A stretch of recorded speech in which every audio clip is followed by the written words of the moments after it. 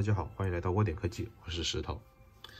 看过上面的那几个小视频啊，大家有没有什么感想？是不是那种，哎呀，我电脑怎么进了个蛐蛐，对吧？哎呀，怎么电脑这种噪音那么大？其实就是这个风扇的轴承在搞鬼，对吧？就这个短按，它可能用久了，寿命到了，然后间隙会大，然后就摩擦的那种声音特别吵，特别吵。你说怎么能受得了？那肯定受不了。那咋办？换轴承呗。因为这个风扇是微星笔记本的风扇，啥牌子的我也不知道，这牌子没什么见过，反正正常的老贵就罢了。淘宝上面卖那些便宜货，多半假的、仿的，不好用。那咋办呢？换轴承呗。轴承值钱吗？不值钱，蛮便宜的，几块钱一个。好，我们先把这个风扇给拆开。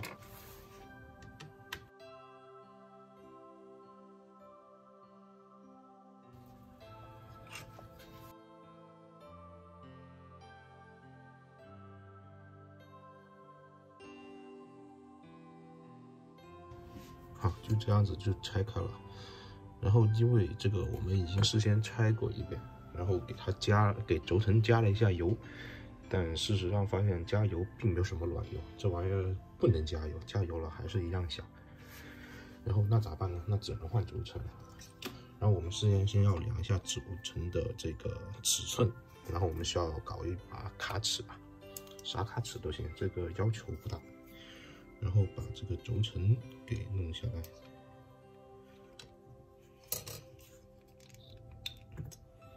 我们要先量一下这个轴承的这个外径，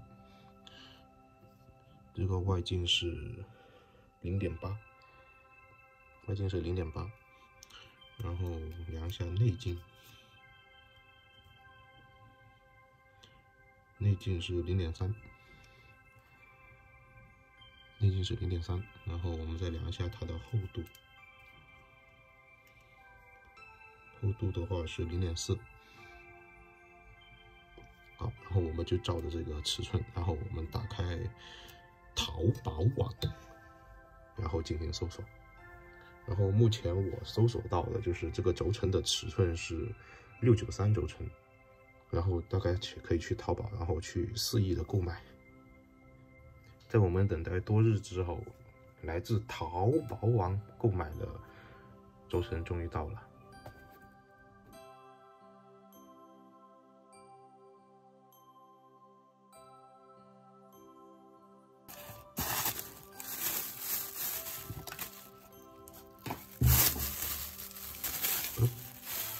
这包装有点寒碜吧，我感觉。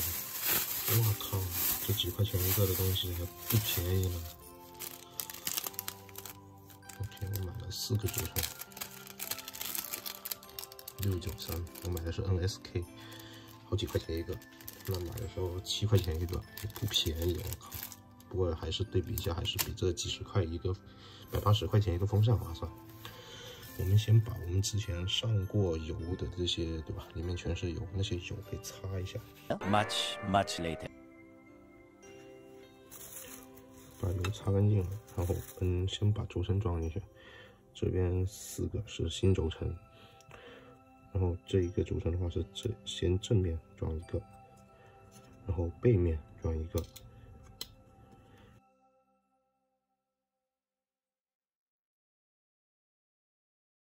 然后把这个扇叶装回去，装回去之前把这个弹簧给装上，把弹簧装回去，然后把扇叶压回去。因为这种轴承都是内置是有油的，所以说我们不需要再另外给它去加油。然后拿镊子把这轴承压到底，然后按原路装回去。先装一个白色的垫片，然后再把这个卡簧给装回去。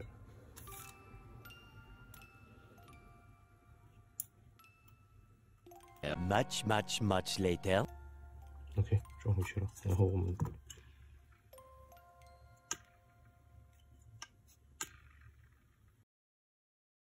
OK 换好了，我们先转一下，看一下，转起来是没啥问题。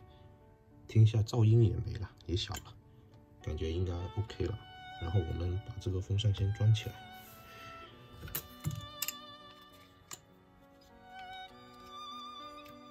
OK， 没问题。我们拿个笔记本来试一下，还是这台微星的这个准系统。然后我们把风扇放回去，然后先插上线。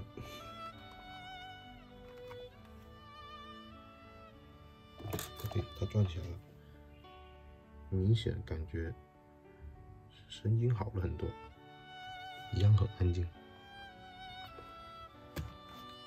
先开个强冷，给它爽一下。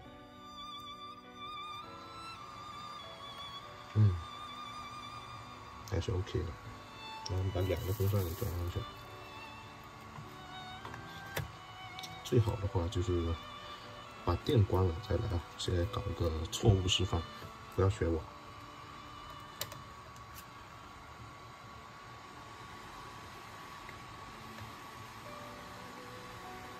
OK， 都没啥问题。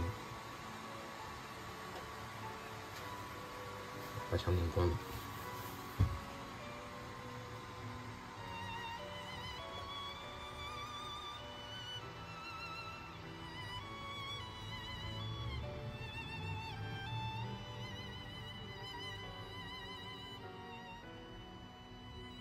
好，没啥问题。我们把硬盘那些东西装进去，包括风扇的螺丝都给拧好。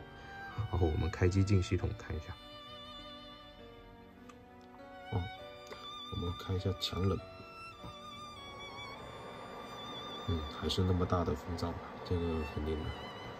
但是我们把它转速拉到还会自动，低转速之后，它的声音还是比之前还要小，我觉得已经满足了。因为这俩风扇在淘宝上就去官方买就买正版的，就正品的，起码差不多，好像我印象中一个小100，俩就不见小200。然后这个的话，就好像买那个哈尔滨轴承，也就1块2一个，换4个也没几个钱。好，我们这期视频就到这里，我们下次再见，拜拜。